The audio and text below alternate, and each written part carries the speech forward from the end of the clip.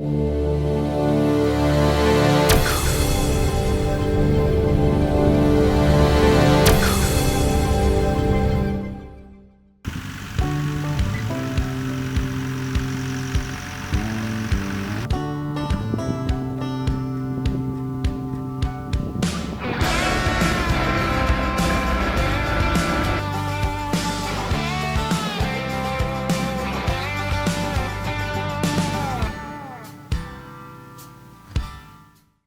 here in my field of barley, which has got overtaken this year by wild oats, I see. There's always been a bit of a problem, but this year seems to be more than ever. But I don't really mind, because there's a good crop of barley in it. There's 14-15 grains in each side here, so about 30 grains per head, which is fairly good now this year. But I gave it an extra mineral dose this year. I think it's paid off, and it seems to be lacking big time in minerals all around here. But no, the barley sowed here since the middle of April now, and it's got its 2 sprays, so in about another month, by about, I suppose, by the end of August, it'll be cut and baled, all going to well, everything going right, and hopefully with the way things are, it'll be a good crop. I normally keep it for my own use, but this year I don't know. I'm just waiting to see what way it goes. Keeping up a shed is another problem, and that sort of way. But we'll see as I get near the harvest how much I keep. But I might trade it in and do a swap for ration and give so much a ton along with it. There's some of the merchants do that, because it's not working out the way I want it for the last number of years with the meal. The cattle aren't doing a good enough try with my own mix, so I'm just thinking of getting a better balanced ration for them.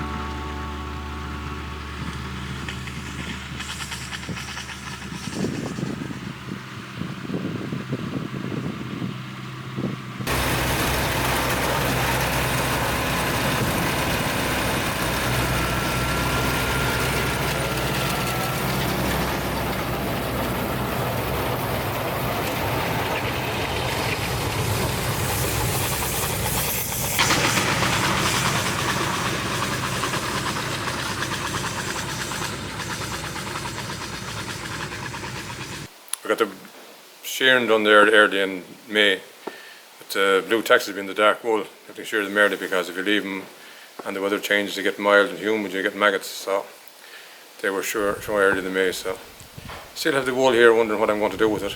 There's not much money for it at the moment, but it might come valuable yet. So hopefully months to come we'll find something to do with it. Weighed the calves last week for the beep. The bulls are doing well. They're putting on 1.3 kilos a day, and the heifers are putting on 1.1.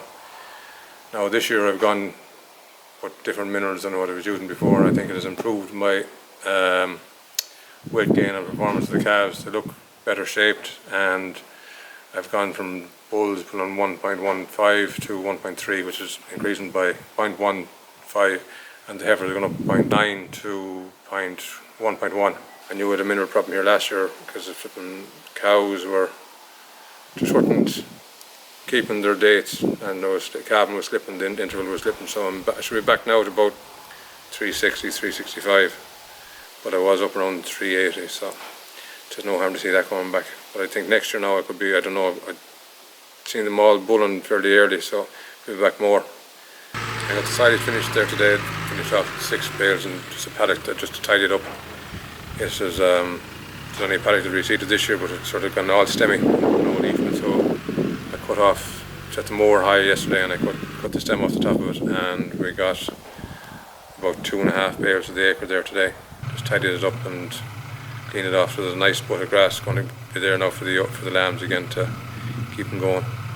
I'm using Samco wrap there for the last 2 years. Discovered it last year at the start of the pandemic, just seeing them advertising, and I said I'd try it, and not the same as the ordinary wrap now. It's different, and it's sort of luminous green, which sort of has its benefits. I don't have many birds attacking it because the colour keeps them away, and I think there could be an additive in it to keep the smell as well. But you can, when you bale and wrap, you don't have to be in a hurry to draw them in, because the black ones, the birds come near and think they're rubbish bags. But with this green this year and last year, they're not as bothered about it. The biggest problem I had last year was I made the silage too dry in the dry weather, so this year I made it a day faster. I sort of mowed and tedded it together, and I rode the next day and baled it.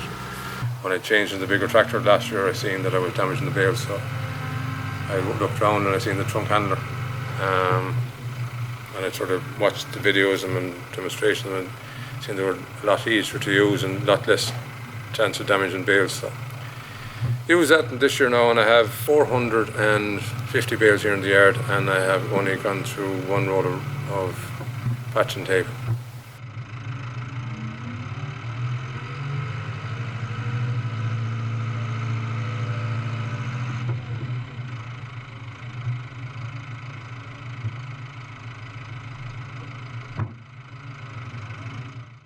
So this is my first ones that were born, the first bunch that were born in March, on the 1st of March until Paddy's Day. A lot of them are purebreds, and this year I've changed my mineral regime. I've gone with copper. Just happened that last year I noticed the cows are low on copper, and someone came in one day and recommended I gave copper to sheep, and it has made a big difference. I have now got the power back in my flock again. Before this, the sheep were lacking conformation, and they'd lost their muscle that they had from a couple of years ago. But now it is, I'm getting way better thrive, and the shape will come to the sheep again. Like I would be happy now with what way that they've gone. And along with that, as a result of giving the copper, my mortality rate is a lot lower. I had a lot less losses over the spring, and they were hardier lambing too. It's funny, you don't realise you have a mineral problem until you get near solving it. I won't say it's solved now, but it has been a big help in what it has been. So hopefully I'm going to stick to what I'm doing for the moment now. I know last year I had lame feet. This year I don't have half. I have very little lame feet. I won't say that I even have. I have very little of it now. But I've always thought it was mineral, but just that I got the right ones now. But I could have a good few. There's some lambs going out with this one. The best of them are kept because they're going to go for breeding for ram lambs, and the old lambs are going to have 27 going out with the later bunch then as well. They were born from Paddy's Day until the 5th of April. They're going now, and there's another batch ready to go next week. And when I have been next week, I'm going to go through them, and I'm going to wean them and separate the ewes from the rams. I'll be able to sell the ewe lambs then for breeding, because I marked the ones that are going to have all the ewe lambs I have for breeding. They're all twin lambs. I took the tails off them, and the long tails are on the single ewes. So very easy to tell them apart when they're going up to shoot, and I'll be able to separate one from the other. But the sheep this year now are finally starting to pay for themselves. They're up about 25-30 euro ahead from what they were last year, so it is a big incentive to keep doing things right. And I'll probably get out more purebreds then again to the ram, just to keep the numbers up. Next I'm going doing then this year as well, I'm going to let off last year's raw lamb to the ram on the 5th of August. Then I'm going to have the hoggets and the wee lamb from the 1st of January on.